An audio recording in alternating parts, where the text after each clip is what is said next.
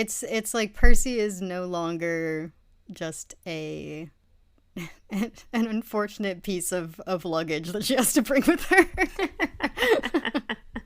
I love how you're like, let me find the right way to phrase this. Let me find the right words. Luggage.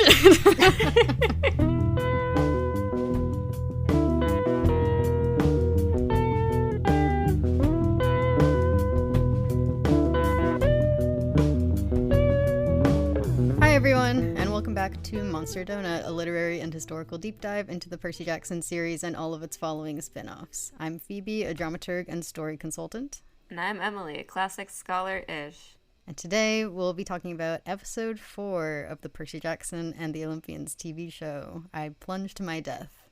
What a great episode. The arch scene, finally, it made it into an adaptation. Also, I was dying because we just didn't talk about this when we talked about the book. So, and now we have to. And now they're forcing us. No, there's a lot of good stuff here, though. I'm excited to dig in. Yeah, and like I mentioned last episode, this was my favorite chapter when I read the book. And was my favorite chapter for years when I read The Lightning Thief. We just didn't talk about it at all.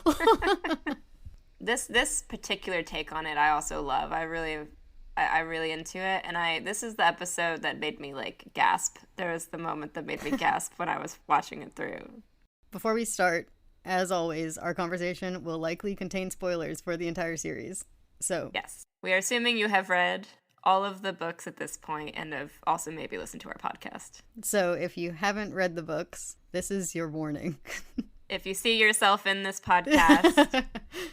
Yeah, you don't have to listen to our podcast, by the way. It's not like we're going to spoil our podcast, but we're going to reference what we've talked about already, yeah. Yeah. Speaking of which, so once again, opening on ambient noise. And this time it's like the sound of waves and water. But we are opening on a dream sequence? Question mark? Because it takes a second to realize this is all part of the dream. But we open on this great scene of Sally teaching young Percy to swim in a class. And there's so much in this scene, just the tension in her, how much she's trying to get him to do that. But then there's also the added, but we paid for this class. We really have, she's going through so much. And she's working so hard to not put all this pressure on him, but there's so much pressure that she's feeling that it's impossible to not let it out a little bit. It's she's doing everything she can to prepare this kid for what's coming, but again it's the little mistakes and it's the getting frustrated. And yeah, when Percy says breathe and she just goes what? And then stops herself. You can feel how much they're both figuring all of this out as they go. We're gonna see as well how much this episode is about parenthood. So it's an interesting place to start, I think, with Percy comforting his mom. Also, this moment is the one that Dan was talking about when we cut him off in our episode 1 coverage because he started talking about spoilers for episode 4. It was while we were talking about Sally introducing Percy to the Greek myths. So we can let him finish his thought now.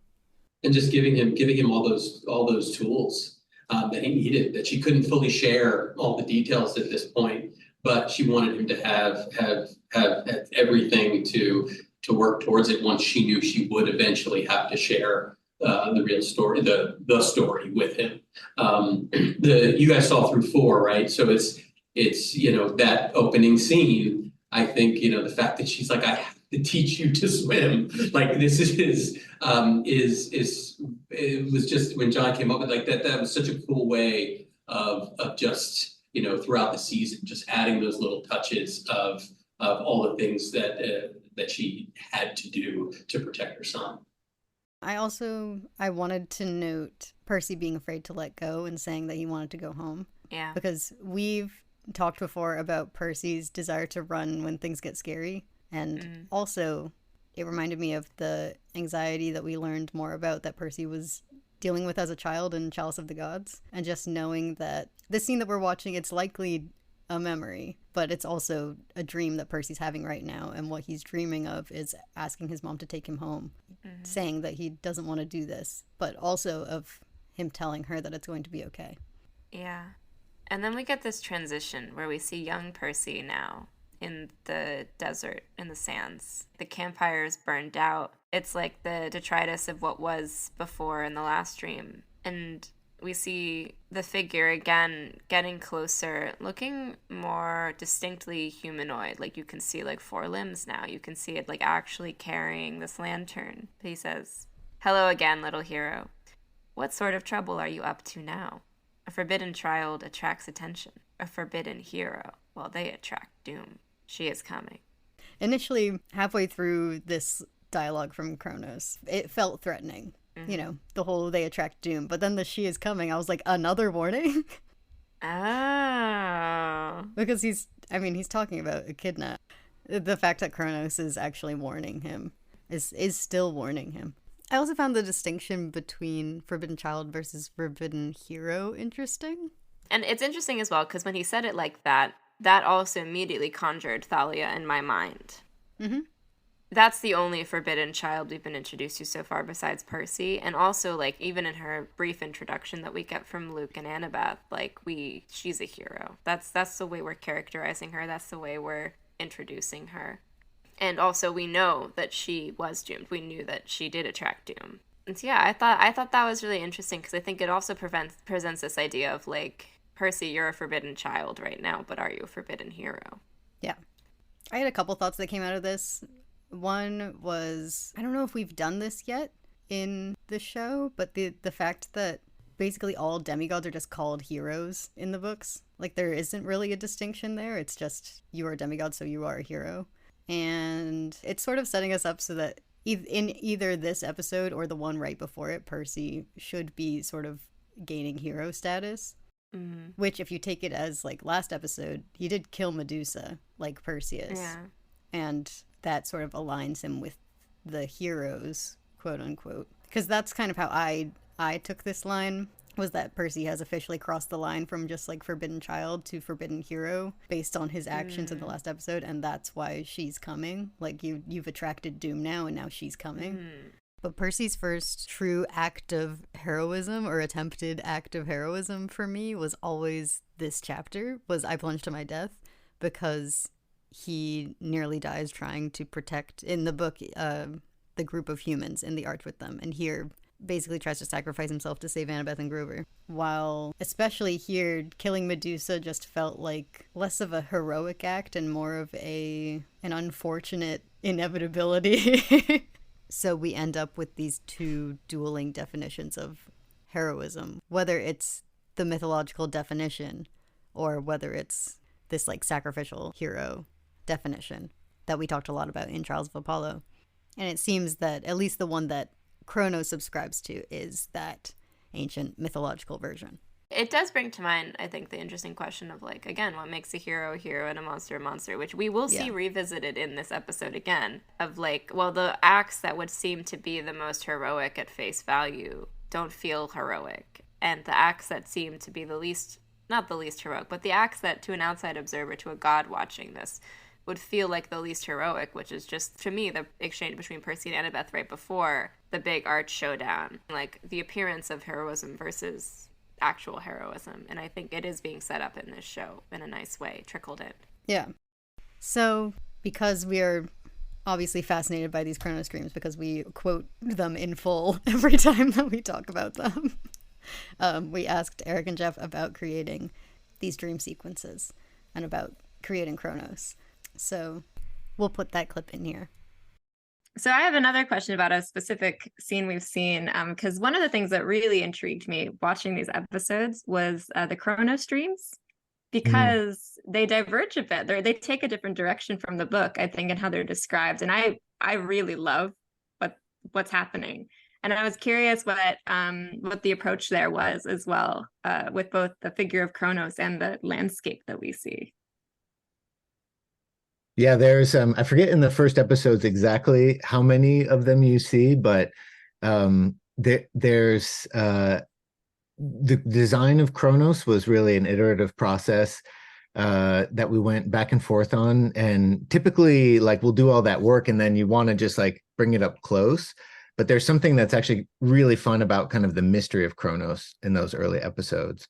And the fact that he's either shrouded in atmosphere or he's further away within these environments, I think it kind of plays into the narrative of him starting to appear in these dreams Percy's having, and that this character is, back, is a big part of the arc of this story. Yeah, and I think it's really interesting that you said, okay, so it diverges from the written page, but I liked it. I think that goes to something we were saying earlier this morning, is that John Steinberg and Dan Schatz would love to hear that, because they take a chance, and they're so good at this. They take a chance and hope that as a fan of the show, you have shown them that it's okay to step out once in a while and explore what might be different. Remember, this is all with Rick and Becky's approval. So we're that's always the overarching goal, is to make sure that they're happy with it. But that's great. And what you will find out as you watch more episodes is you may see Kronos again. And as Jeff said, we will get closer at some point. So stand by. And then we have my I love Percy and Annabeth in this episode. They're dynamic. So he wakes up and he says, "Are you asleep?" Annabeth says yes. Perfect exchange between them. And so we finally get a little more from Annabeth about Thalia, and also about herself and her parents, which is really nice. Yeah. So Annabeth, first about Thalia, she says she was tough. I mean, she knew she was a forbidden kid, but she just didn't care. When Luke and Thalia found me, Luke cared for me right away, but Thalia, she made me earn it. Which on its own starts to paint a picture of Thalia, but then we get the rest of the exchange, which is that Percy says, "Is that why you give me a hard time? I gotta earn it with you too." And when Annabeth says maybe, he says, "I've got to say that doesn't make a whole lot of sense to me. The way you guys all talk, the way the gods want us to think. Gotta burn an offering to get a parent's attention. Gotta beat up on Clarice just to get my father to admit he's my father. It isn't supposed to work that way. People who are close to you aren't supposed to treat you that way." And so there's a lot going on here, but the image that we're building of Thalia. I know. The thing is, it does really, I feel like it does jive with book Thalia for me. Like this, but it's again, I think similar to what they've done with Annabeth and Grover. I think they're pulling out some of the more distinct traits of book Thalia and making them much more big focal points of her character. And I think this also intrigues me, because it makes me think about if they might be delving a little bit more into, because as they've mentioned, like for the creators of the show and the showrunners and stuff, like the themes of parenthood really are what they focus a lot on, what they've talked about a lot in terms of their way into the show. But it also makes me think about perpetuating cycles, because we also know Thalia in the books, has had a really difficult relationship with her mother. She's been a parentified child. She's had a lot of this stuff, and also her father is Zeus, who is like the worst of the worst in terms of the gods being the worst to their demigod children in many ways. And so it made me think about how Thalia might also have been perpetuating a little bit of like what she's experienced growing up, versus you see with Luke, we're presented with as was sort of the foil to that, where he welcomes her right away and he's like, no, let's make a family. Yeah, I was thinking a lot about, because we've talked about the family dynamic that Luke assigns them in his diary, that he makes himself father and then Thalia mother and Annabeth their child. And that dynamic is also kind of spelled out in Annabeth's home life and like in her story, with the mother who she has to prove herself to, and the father who cared for her immediately, but who will eventually make her life a whole lot harder. But all of this information that we've been getting about Thalia, what I've been thinking a lot about is the people who are coming to this story who haven't read the books, and that what image of Thalia that they're building. Because so far we've gotten, she sacrificed herself on the hill. She was braver and stronger than Percy is, in Annabeth's opinion. And then here we get, she didn't immediately take care of Annabeth the way that Luke did, which is something that Percy immediately criticizes. Yeah. Which, kind of signals to your audience that you should also be wary of that. And so I'm just, like we mentioned, I think 2 episodes ago, about Thalia being the ghost in the story who we're like slowly who we're slowly starting to understand, and whose story is slowly being trickled into the narrative. It's interesting that her depiction just isn't totally positive, because in the book it's, Percy feels bad, and I think he says he feels guilty that there was a kid that was just like him who died trying to protect her friends out on the hill. It's just mostly a positive image that we get from her. While here, it's a more complicated and uncertain image of her, because like we talked about a couple times reading the original series, Thalia is a character who is completely defined by the people who knew her and by who tells her story and how people interpret her story, until she's essentially a myth by the time the third book comes around. And this exchange does a really good job of already introducing that doubt and the way her story morphs in different people's hands. And as different people like Percy and Annabeth each try to take something from it. And we also get like this really interesting, like I think the way Percy connects it all to the gods is very interesting to me too, because like I think this is where we're seeing a little bit of what John was talking about, John Steinberg, in our Comic-Con interview, where he was saying like he's the one who's had Sally to guide him. Yep. That was also, as we see in the opening scene, like it's complicated, it's hard, but also like you can see that she's the one that's really made a point to teach him, like, you know, like you don't have to earn love. Like this is what this should look like. Yeah. I felt that especially when she's explaining how she ran away from her dad to Percy. And she says, it isn't the gods who think that way. It's everybody. Like, of course she has a mindset like this because her parents only neglected her and abandoned her. And so that's what she understands of the world. And so small gestures like Athena gifting her hat become larger than they actually are.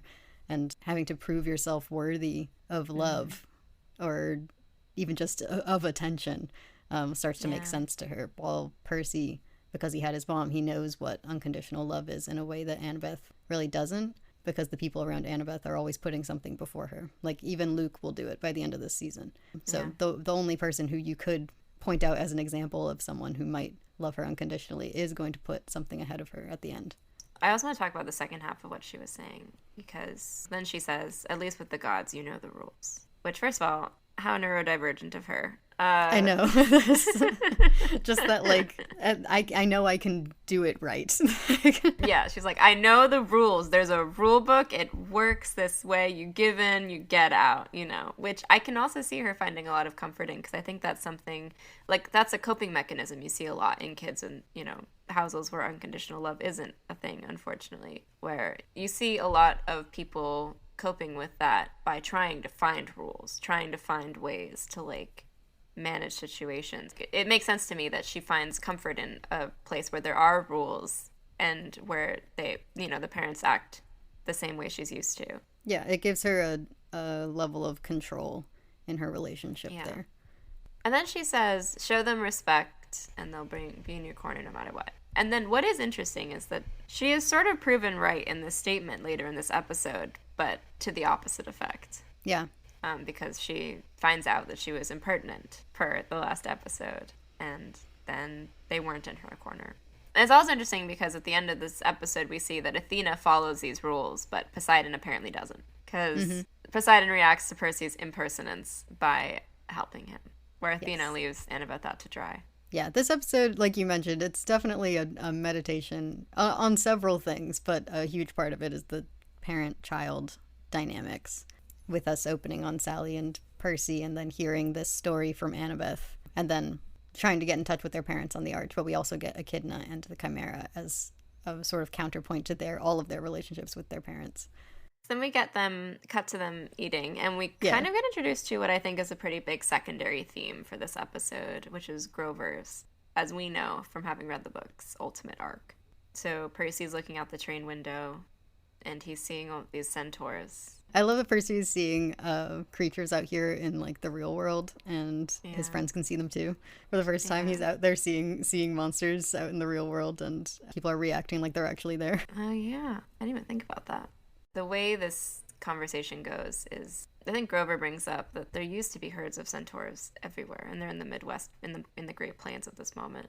And Percy's like, "Oh, what happened to them?" And Grover says, "Humans." Which to me was really interesting because it felt very reminiscent of like what actually happened to the buffalo in America, which I think a lot of people might not know, which is that the buffalo were brought to near extinction in America because they were a food source for a lot of indigenous American tribes.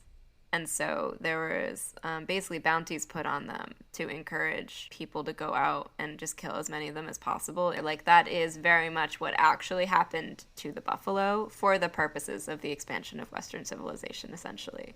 Yeah, we can put a big pin in that because I have plenty of notes on this once we get inside the arch. Yeah, put a pin in that. We're going to come back to it. I spent a lot of the scene trying to piece together why these two separate conversations were interlocked in this way. Yeah. Because this doesn't start out as a conversation about the centaurs outside the window. It starts out as a conversation about how prophecies work. Like Percy saying, like, why isn't anyone reacting to the fact that I told you guys that the end of the prophecy is that this quest is going to fail? And then we go into this centaur moment, and then we return back to prophecies don't always mean what you think it means. They're just kind of sandwiched like that. This conversation around like humanity destroying nature and the idea of like you will fail to save what matters most in the end, but that having multiple meanings. What I was taking from it was foreshadowing, was that Grover will not be saving Pan, what matters most to him at the end of his quest. I also, the word protect here for Pan was a fun little, just the fact that he's protector of the wild and the idea of a protector of nature, and then all of these satyrs becoming protectors of these children of humans was just, I was like, I wonder if there are satyrs who are like anti-protecting demigods. They've got to be. Where's the satyr revolution? The satyr agenda with the horse agenda. Yeah. What did strike me that I thought was interesting was Annabeth was basically saying, like, I think it's sort of reminiscent of Luke being like, nah, if you try to figure out what the gods are doing, you'll drive yourself crazy. Which also, coming back to that now, I'm thinking about it, comparing it to Annabeth being like, there's rules. We sort of have these two with very different points of view on that. But then also Annabeth basically saying, fates and prophecy, though, that means a lot of things. Like, the more you try to figure it out, the weirder and harder and worse it's going to be. Which, It was very strange to me coming from her. I don't know. It didn't feel very, like, she was basically saying we need to go with the flow, which didn't feel very Annabeth to me. I didn't take it as we have to go with the flow. I took it more as like her just explaining the ways that prophecies work to Percy.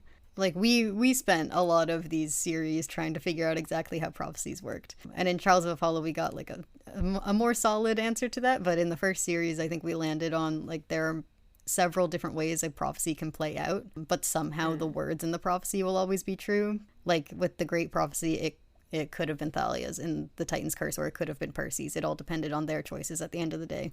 But just the words in the prophecy would have come true no matter what. So there are different ways that the prophecy can go. And so I figured that Annabeth was just like doing a little bit of world building. Just explaining how prophecies work. Okay, yeah, I that's fair. That's fair. I think it's being like, it can go a bunch of different ways. And then we get the beginning of a wild sequence. Love it. Obsessed. I enjoyed the Percy-Annabeth dynamic in this episode so much, too, because they were both just, like... There are moments when I'm watching, like, Walker and Leah where I'm, like, my brain just goes, that's them. There'll be, like, a look they'll do or something where I'm like, yeah, that's them. That's Annabeth and Percy.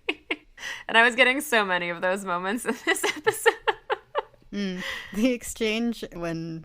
Percy's like, can I ask a dumb question? And it's like yes. You need me to make fun of you. I was like, straight out of the book. Because I feel like also, like, you know, Annabeth here is coming out of her shell a lot more. Like, I feel like before she's been really, you know, she's been much more reserved. She hasn't been acting as much like the way she actually is, you know. And I think now she's actually starting to open up and, like, show more of who she really is instead of, like, putting on this, like, stoic commander face. We've already talked about how we don't think that Annabeth is putting on a mask in any way. So I don't want to say she's putting on a stoic commander face. Not putting on a mask. I think she's just playing a role, you know? Like, I think this is who she is, but she's also like, this is my role in this quest, so I'm going to do it. Yeah, I think Annabeth, it wasn't like she was letting her guard down around them. It was more just like there was no reason for her to show this side of herself. Yeah. Like until she formed a personal relationship with Percy. Like it's not like she was hiding this part of herself at all. It was just she's a soldier on a mission. There's no reason for her to relax with them. And she's made herself the leader of the quest also. Okay, let's talk about the Chimera and Echidna, because this whole bit, which takes place, I'll note, in a meal car on the train. That's crazy. yeah, That's yeah. so crazy. Who could have predicted that? So the cabin gets trashed. They're sitting down, and this lady that originally blamed them, for the record, I want to make a note of her outfit in this, because she's wearing like this tweed blazer. She's got all this really nice looking jewelry on. I found it interesting because I also kept looking at her face and thinking looks a little like Sally Jackson, but she's like the prim rich. Like she's sort of got this bizarro thing, especially when she gets talking, because she's talking a lot about like motherhood and a lot of the stuff we've seen Sally struggling with and trying to navigate both in the series but also in the first scene of this episode. Like, I think that's a very interesting way that we're really being reminded of Sally as her role as a parent at the beginning of this episode, and then we're getting Echidna. And also, like, our introduction to Sally is her saying, like, what's a monster, basically, like, drawing that question forward, and Echidna is continuing that theme as well with everything she's talking about, because basically she ends up confessing to the kids, like, oh, no, I did this all on purpose because I'm training my child to hunt demigods. Mm-hmm. Yeah, Echidna... she doesn't just reiterate the monster theme, she really complicates it, because she takes it from where's the line between a hero and a monster and into I am a mother in the same way that your mother is a mother. And not only that, but we are actually all family. She says, like, monsters like me, monster. It's an odd word. It's an odd word considering my grandmother is your great-grandmother, and this has always been a family story. This has always been a family story, tagline, poster line, t-shirt line. Because it's like, this episode especially is all about how you treat your family. And the difference between a monster and a demigod or a hero is so slim, like we talked about. Especially I remember it coming up in Battle of the Labyrinth, and whether Daedalus could be classified as a monster at the end. Because there are world-building reasons happening for a distinction. The whole they sense your weaknesses and that they crumble when they die. So there is like an actual line that you're crossing into like monster. But it's also like this is just another species from you, and like what makes it this thing that you have to go out and kill. Because like Echidna says, in her eyes, the demigod is the more dangerous creature, and that she's here to stand in the way of monsters. Mm-hmm. Like that's just the word that you've given it. Yeah. You know what's wild to me? Yeah. When we killed Medusa in the last episode, her body stayed invisible. So we don't know what happened to her. Like, that's kind of our key bit of evidence of, like, if you're a monster, you will turn to dust when you die. And we don't get that information. That is really interesting. I am going on a deep dive now because I'm curious what the origin of the word monster is. As I kind of suspected, there isn't really a Greek word for there isn't a single Greek word for monster. What I did find was the English word monster has an interesting origin. It comes from Latin. The Latin word monstrum, which we actually think comes from Proto-Italic monestrum, which actually comes from the verb moneo, monere, which is to warn. It's a warning. So interestingly, the origin of the word monster is like basically a warning. And a couple of the most generic Greek words I could find for monster also kind of mean warning. So what's a monster, etymologically speaking? It's a warning. I mean, most of the monsters in this series are treated as warnings of something greater that usually isn't technically a monster. It's a titan. It's a god. It's a demigod. Like, the monsters in this series are mostly used as pawns of other beings. So they kind of are warnings. Yeah. So they do manage to escape the train, and they head into St. Louis, where Annabeth says that there is actually a sanctuary dedicated to Athena, where they will be safe in St. Louis, which it turns out is the Arch. I love her just rattling off architectural facts as they approach. And she, like, really comes alive when she's talking about it, too. Like, she's really, you could tell, you can see the passion. Yeah. It reminded me so much of when they get to the dam in the third book, and they're all just saying all of the facts that Annabeth has said to them. It's so important that we include this aspect of her. It's so important. I think especially, I was thinking a lot about what you were saying about how you feel like Annabeth is really into architecture because she wants to build monuments to the gods specifically to get her mom's attention. Because they're talking about, like, what do you mean this is a temple?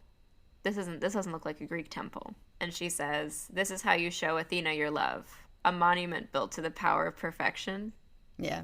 We're seeing how Athena, through Annabeth, values perfection. Yeah. And how that's impacted Annabeth. And we also see, again, that little bit of disconnect between her and Grover when Grover says, well, it's a monument to some other stuff too. And the camera pans when they're in the visitor center. And it pans past the buffalo, the skull of, it's a buffalo skull and a model of buffalo. So this feels very intentional. And Annabeth tells him that he's talking about what humans have tried to make this place, but she's talking about what it actually is. But at the same time, it's the same thing. Like, it's literally the same thing that they're talking about, because it's still Athena comes out west with the rest of Western civilization, and a monument is built to her. Like, the god's existence in America and people coming out west are the same thing. Yeah, and this led me to, I was doing some research on the arch, because I don't actually know that much about it, and this made me curious. And one thing that really stood out to me was, I'm skimming the Wikipedia page, as you do, and one of the sources they used was this article about the arch. It's from an article in the St. Louis Dispatch, apparently, and it was the daughter of one of the people who was responsible for building the arch, said in this article, quote, people would tell him we need more practical things, and he would respond that spiritual things were more important. And the title of the article, which was published in 1985, was called The Triumph of the Arch, which stood out to me because, as you might have heard me talking about before, triumphal arches are a huge thing, especially in ancient Rome. And so that really connected a bunch of dots to me here. This is a United States of America triumphal arch celebrating the same thing that the Romans would often be celebrating when they were building triumphal arches, which was building arches to commemorate victories militarily. But most of the Roman military victories involved a lot of conquest, genocide, and generally like a similar concept to manifest destiny. Like there's that great quote, like Rome conquered the world in self-defense. It really struck me as like, oh yeah, this really is the United States perpetuating the legacy of Rome here. Like not only are we doing the same thing where we're like expanding and building out, and they also built a frickin' triumphal arch right there to commemorate it, just like the Romans would have. Like Athena is a war goddess too. Yeah. So a lot of the arches in Rome would have been consecrated to her too, because she's a war goddess. Yeah. Minerva is the same. Rick is wrong. Don't listen to him. So they would go to the Minerva temple before they went that was a thing. That was Roman. Mm. So, yeah, again, it's really just exactly the same thing that they're talking about here. So Grover goes to try and get them new train tickets because they blew up the last one, and Percy and Annabeth stay behind. Oh, also important to note, Percy was stung by something. They don't know if it's venomous or not yet. It's a very Percy move to be like, well, I'm probably fine, even though I'm slowly getting weaker and weaker before your eyes. And I think we also get a bit of an expansion on Annabeth's fate talk earlier, where she's talking about luck and fate. Yeah, Percy is basically like, oh, well, you were right. Like, it's pretty lucky that we happened to be in the right city for a sanctuary like this. And Annabeth says, luck or fate? This reminded me of, obviously, I'm just thinking about Luke's diary today. It reminded me of what we talked about where Thalia kept seeing signs from her dad everywhere, and Luke would just be like, no, it was luck, it was chance. It just happened to happen that way. I love when Percy plays the Luke role, obviously, and so... I also was interesting when she says, I know you think it's all just in my head, like about how she's like looking for signs and stuff. And Percy goes, I didn't say that. Clearly Annabeth is anticipating him saying that, or this is like an insecurity of hers where she's like anticipating pushback like this. Like I think this is again the insecurity we saw in Medusa's lair a little bit, where it's like, are you think you're right about everything, but are you? Being like the kind of thing that eats at her. Yeah, like I think we're spending a lot of time talking about the development of Percy's relationship to his dad, but I think Annabeth is also on her own journey with that, with her relationship to her mom, where she was asked to question her mother in the last episode with Medusa, and then in this episode will again have to face the reality of who her mother is. So we're slowly chipping away at the mental image that she has of Athena, and making her question herself, while Percy is on a slightly different trajectory with his relationship to Poseidon by the end of this episode, where he, like we'll talk about, might actually have something that he can find some faith in. I also think this episode really introduces temples. And I think this is something we've seen a lot up to this point as well. Like the way the cabins are designed, the way the big house is designed, the way the Montauk cabin is designed. There's so many places in this world that we've seen already that look like temples or could be temples. Mm-hmm. And we're also introducing an idea that monsters can't come into temples and sanctuaries as well. Yeah. So this is kind of new. So I'm curious how this ends up playing out. I was sitting there thinking through, like, do they ever go into another temple or sanctuary that I know of? Like, where this will come into play? I think camp is a sanctuary, you know? Well, yeah, besides camp.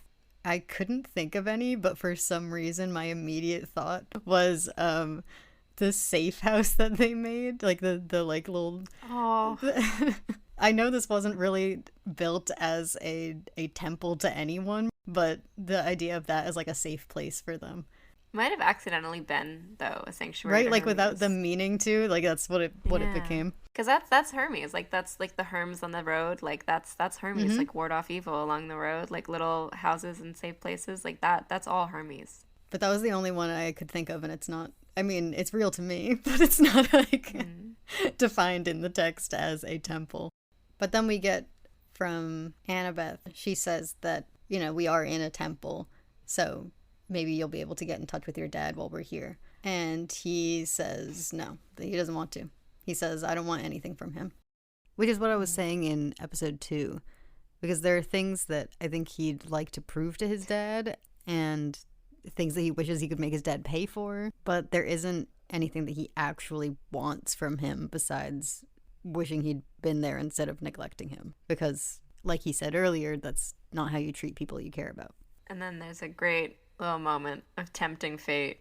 Right. If I have to stick with someone, and then careful, I think you're about to call me a friend. Oracle's probably left about at us, right? And then Percy collapses immediately. Like, yeah. The tides change immediately. Like, oh, okay, they don't care about us when we need them. But the second we're like, well, but like, they haven't actually done anything for us, have they? Immediately, just like, the tides turn. And then they're trying to heal Percy in a fountain. This scene's so funny. It's so funny. When I saw it in like the preview for episode 3, I was like, what? They're just splashing him in a fountain and he looks miserable. He's just like, oh, get me out of here. When I saw it in the preview, I was like, the obvious answer is that they're trying to heal him. But in my brain, I was like, have they discovered now that he doesn't get wet and they're trying to get him wet? That would have been funny. My question here is he not healing from the water because he doesn't believe in his dad or because he was impertinent? I think like in the books for Percy, there are so many times where he's like, this shouldn't work, but I'm just gonna believe it works. And then it works. Mm-hmm. And I think here, he's just gone on a whole spiel about how he doesn't believe in his dad. And he's just like, whatever, I don't want anything from that guy. I don't like, I don't think he believes. And I think that's what the scene at the end of this episode also shows to me, is like he's just not thinking. He's not believing. He's not embracing his godliness at all. And then we see Echidna talk to Annabeth. We don't get to hear what she says, which I really like. They run in anyway. And right as it's too late for them to leave, we find out that Athena let the Chimera and Echidna into the temple because of the quote is, my impertinence wounded my mother's pride. You see Annabeth go through a whole journey here where she's just like, you see her go through it where she's learned this thing, like she broke the rules. She didn't want to break the rules, but she did. Like, she takes the blame for it though, even though like she warned Percy not to do it, and he ignored her. And I think she's sitting there like ready to sacrifice herself to make things right. Despite the fact that, like, it really was Percy's fault. Like, it wasn't her idea. Athena's always punishing people for things that aren't their fault. Yeah. But you see, like, how she's internalized that, where you see, like, the thought process where she's like, this is my fault. And the fact that Annabeth has so little evidence of her mom in her life, and that this is, like, one of very few times that her mom has interacted with her. Like, she does all of this stuff to try and get her mom's attention and to prove herself in a way that will make Athena want to come down to her. Like, she puts all of that on herself rather than blame Athena for any of it. And her mom, from what we've seen, has only reached out to, like, give her the hat. But then, like, we have in the last episode that Percy's saying, like, oh, you can't reach out to her. Like, you act like you have, like, this relationship with your mother that you just don't have. And this is, like, one of the few times that her mom would reach out, is to punish her. But she broke the rules, so in her head it makes sense. Yeah, like, this is what she's learned. This is what her childhood has taught her. And it's the fact that she would go from, like, the pride of Athena, the pride of Athena's offspring, to, I'm gonna let this thing come and probably kill you over this one thing. It's like, this is what Athena does. Like, you embarrassed her and that's it. It's over for you.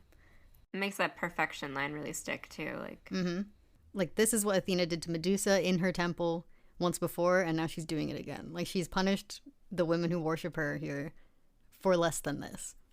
And both for things that weren't their fault. So they make it to the top of the arch, clear out all of the people from up there by Annabeth pulls the fire alarm, which it's so funny because I think we've talked about this before, but I'm not totally sure about Annabeth being a rule breaker when it comes to stuff like this. Because there's that one moment that might come up in the next episode in Waterland where Percy doesn't want to steal from the store in the book, and Annabeth is like, whatever, where she has a certain disrespect for the rules of the human world. So, like, in this episode, her standing up to the cop on the train, her pulling the fire alarm here, while at the same time being very worried about sticking to the rules that the gods have laid out for her. So I enjoy this little detail of Annabeth thinking to pull the fire alarm. But they clear out the arch, and this is where Annabeth chooses to sacrifice herself. this is the part that made me gasp. First, when, Annabeth's about to lock them out and face the Chimera, and Percy is like, well, take this, and gives her Riptide, which we have established. Mr. Brunner, Chiron does establish that you can give Riptide to somebody else, and then the magic will start working on them. So I was like, he's gonna give her a Riptide? No, he says, reverse Uno, I'm gonna sacrifice myself, and he uses that to trick her and pushes her and locks her and Grover out. And it's like, nope, you guys finish the quest. I'm gonna die anyway. Let's just make this happen. Yeah, this was, I do want to talk about this from Percy's perspective, but just thinking about this scene from Annabeth's perspective, there is so much going on here for her. Because, on one hand, she is making a sacrifice of herself in her mother's temple, knowing how much she's disappointed her mother here, and ready to take the punishment for it. But also, I was thinking about how she's trying to play the role of Thalia on this quest, because she is the leader, she is the warrior, and now she's going to stand here and she's going to sacrifice herself to protect her friends. But then Percy forces her back into the position she was in as a little girl, as a 7-year-old. And now she has to watch as this forbidden kid, as this forbidden child, sacrifices themselves to defend these other two. And so does Grover. Grover has to watch that happen too, again. Especially with, in both of these moments, Doom at the beginning of the episode when we were talking about Thalia, and how Doom followed her because she was a forbidden hero. And now here's Percy playing Thalia, where Athena tells Annabeth that she has attracted Doom once again. This is a very loaded moment for Annabeth.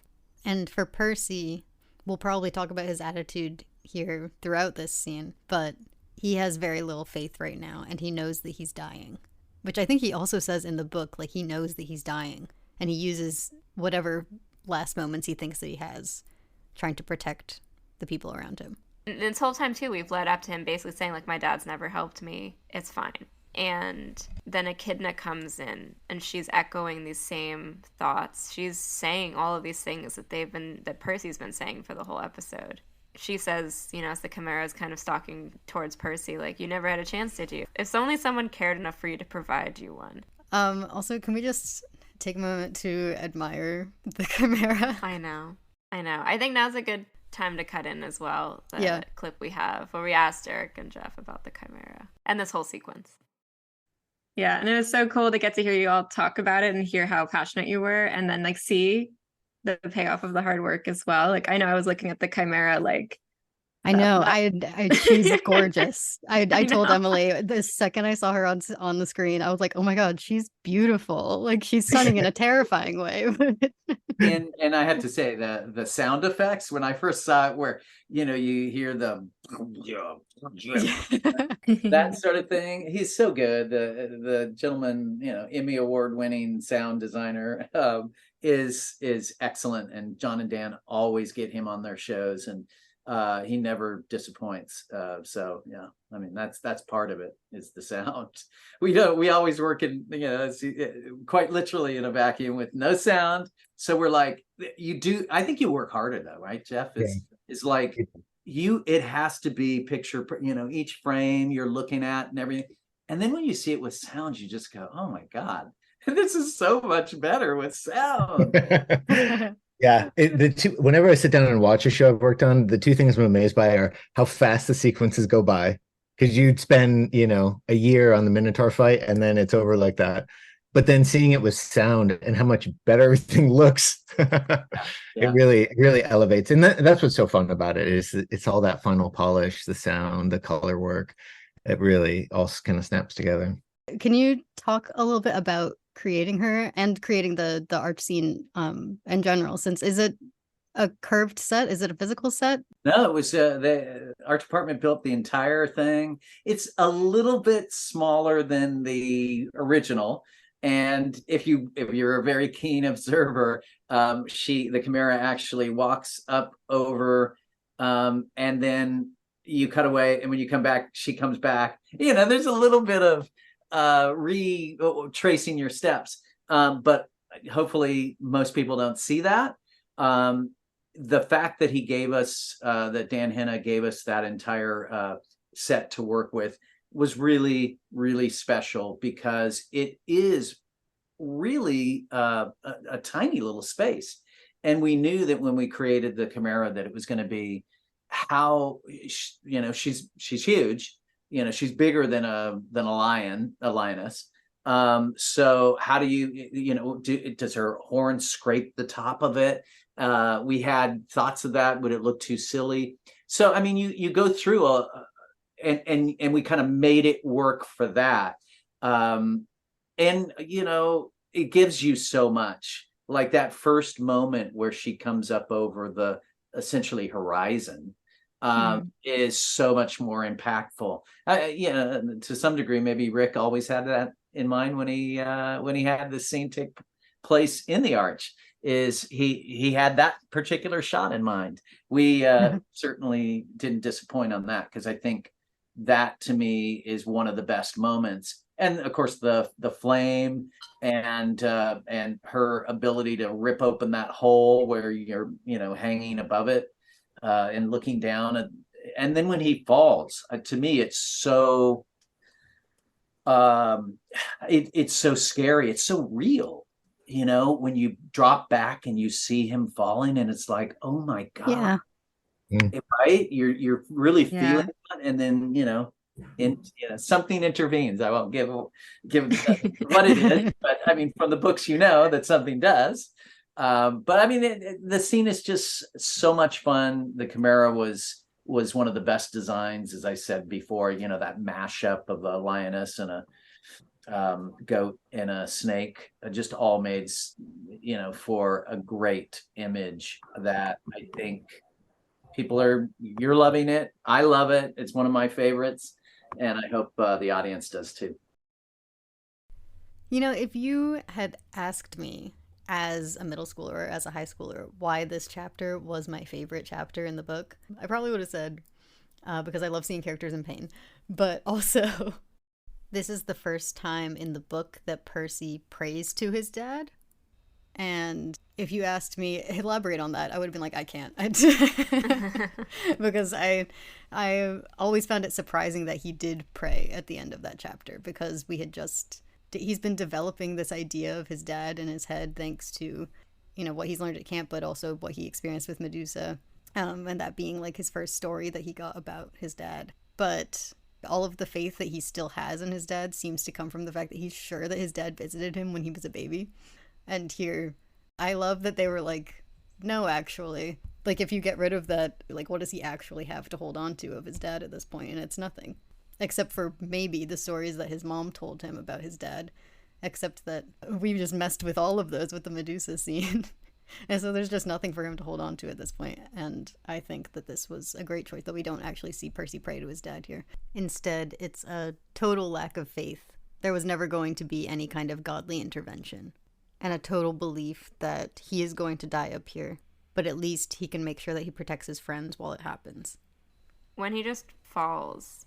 Yeah, the and water... the sound goes out like they said in our interview. So good. The sound design here. And the water just grabs him. And you just, like, can't help but think that this wasn't Percy. No, this wasn't Percy. This was Poseidon. Reaching out where Athena wouldn't. And then he's trapped at the bottom. He's trying to get up to get air. Then he sees a light that looks a lot like Cronus's light. It's very similar. Like, you have to think, oh, he was saved by the figure in his dreams for a second.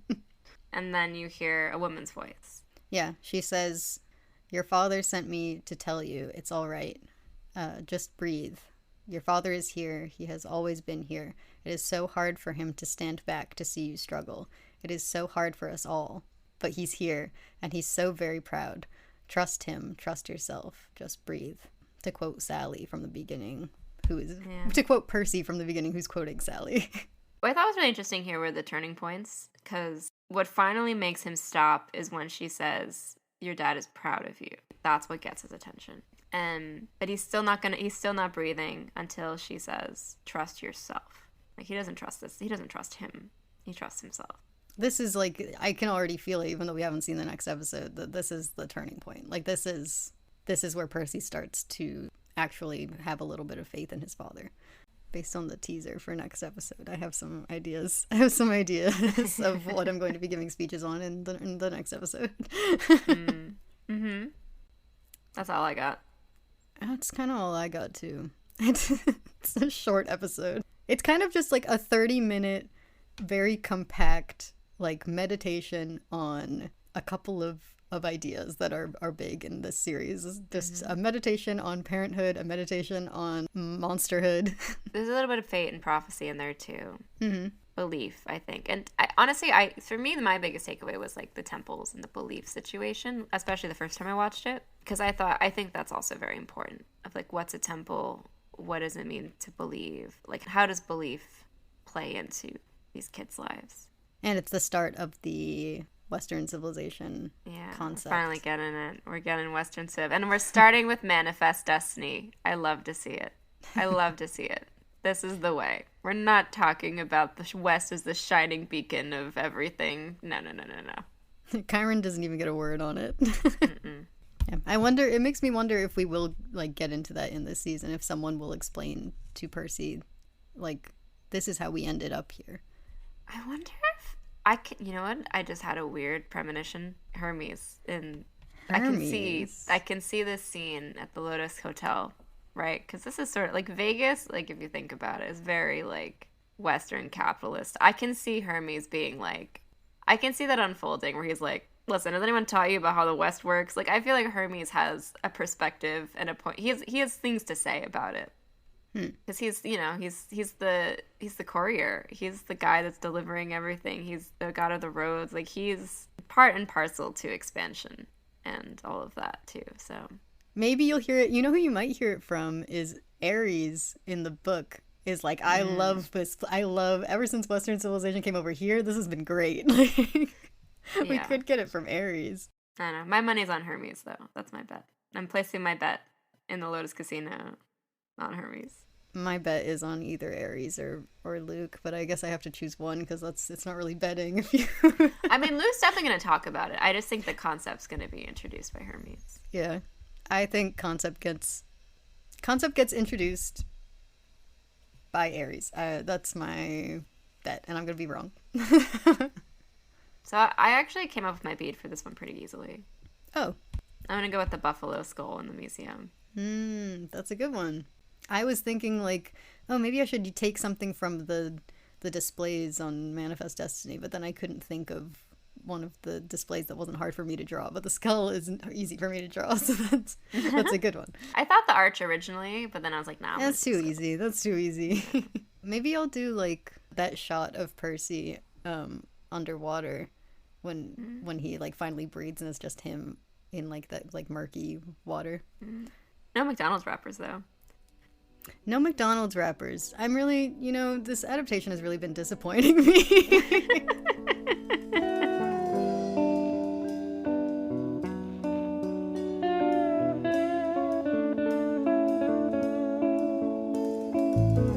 Thank you all for listening to Monster Donut. Next time, we will be discussing episode 5, A God Buys Us Cheeseburgers, which is the first episode that we didn't get screeners of. So we'll be watching it along with everyone. I've been kind of missing that. As much as it's as helpful as getting these episodes early has been, I've been missing getting to watch these episodes with everyone for the first time. So I'm very excited, especially because everyone keeps hyping up episode 5. I know. Everyone we've talked to has been like, episode 5.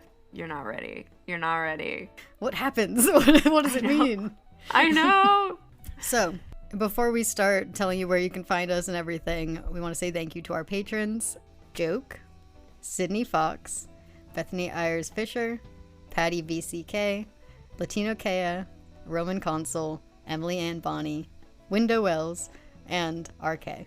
If you'd like to become a patron, which now includes you can listen to our episode predicting the entire show that we recorded before we watched it, plus plenty more content to come. That link will be in our link tree, which you can find on all of our social media, which is at PJOPod on Twitter, Instagram, and TikTok. There's new merch in our merch shop. Oh, did you make the Cleo shirt? I made the Cleos and a Nostos shirt. For if you're Team Luke or Team Percy. I'll be buying the Team Luke one. I need you to send me what the Greek is so that I can make the Greek version. But for now, it's just how I knew how to spell them. So if you want to show your allegiance to Glory Seeking versus Homecoming, you can now do that at monsterdonut.redbubble.com.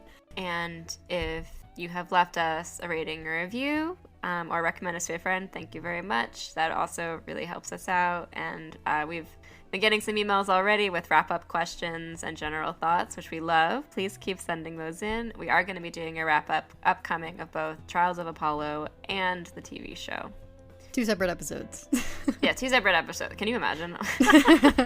If you are emailing us, you will do that at monsterdonutpodcast@gmail.com. Thank you all for listening. Bye. Bye.